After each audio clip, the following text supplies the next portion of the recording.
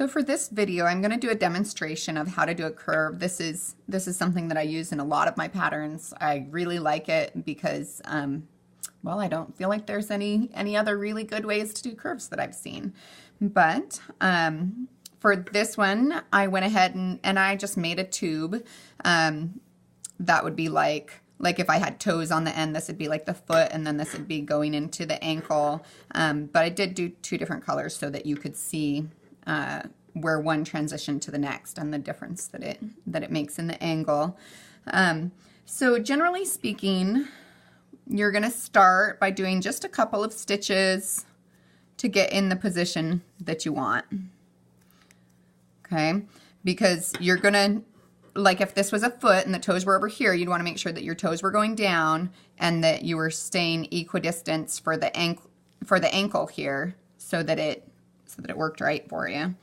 And then after you got where you wanted to be, you'd go ahead and do a single stitch or a slip stitch and then a chain, and then you're going to turn and you're going to go back the other direction.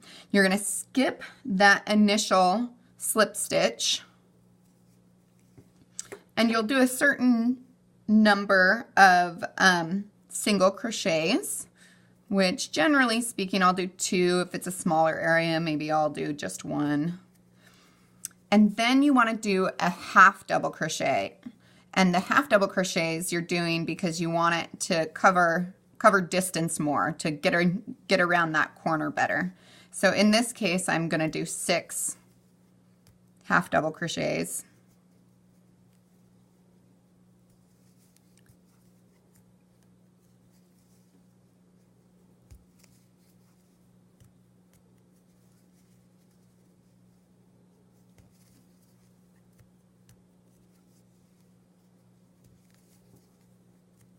Not my favorite yarn to work with, but I had it laying around.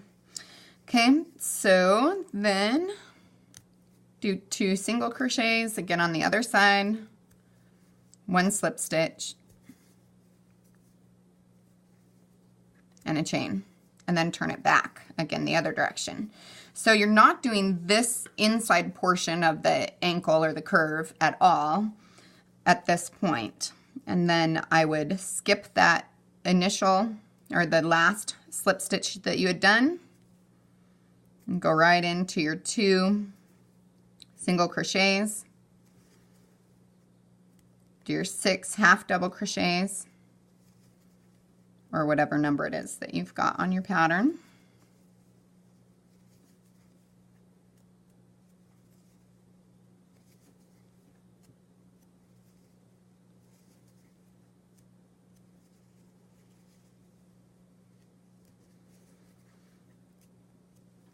Okay, and then you're going to do your next 2 single crochets. And this is where it gets a little bit confusing for some people. Now you're at the end of your single crochets and there's a little chain here. That's the chain that you started the A row with. And so what you want to do is you want to go ahead and grab that chain and go underneath it with a slip stitch. Do your chain, turn, skip that slip stitch, do your 2 single crochets, and then do your 6 half double crochets.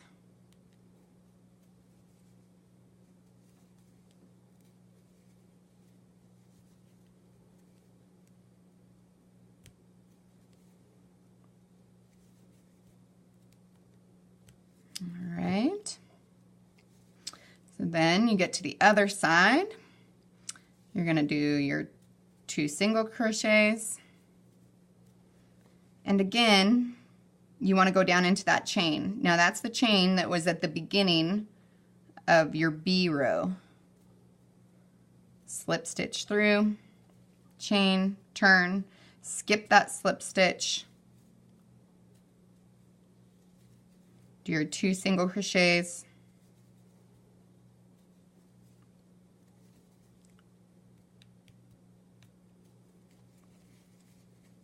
your 6 half double crochets,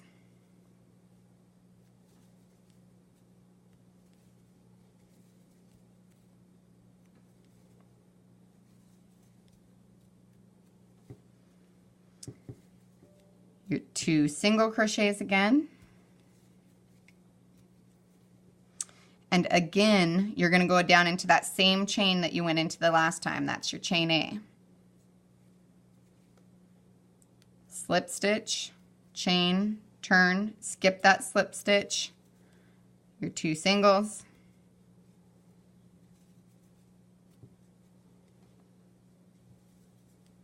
six half double crochets,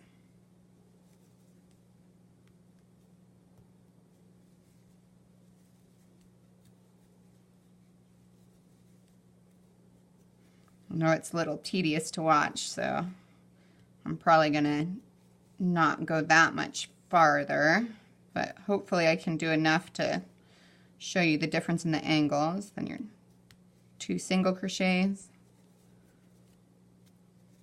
Okay, so now at this point, most of the time you're going to go down into that B chain again. There's occasionally when it's a longer one that I have you go down into the next chain up. So this is the chain from the previous one that you had gone into there, and you would start there, just because if you put too many in here, if it's a super big loop around, then it makes a huge hole that you have to cover later, and I feel like it puts a lot of pressure on that one strand. But for the smaller ones, we just do them all into that one.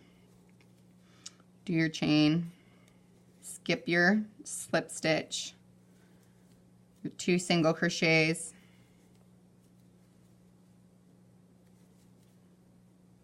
your 6 half double crochets,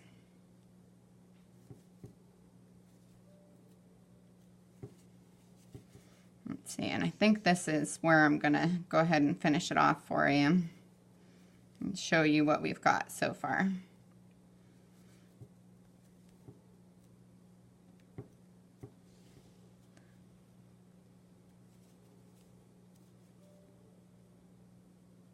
Okay, so when you get to the end, then you will go ahead and go into your A chain again, just a regular single crochet this time, and then you're going to go back around. You're not going to go in the same one you went in there, but the ones that were skipped, the ones that you didn't do, which in this case there's 4 stitches, but it might be different just depending on which pattern. Okay, and then you finish it off by going again and doing another single crochet into that B chain. You can see how there is a little bit of a hole there. A lot of times I'll go back later and fill that in if it's significant at all. But you can see how that totally changes the trajectory of your piece. It was going this direction, now it's curving up. So now, since that's where the opening is, it'll go this direction.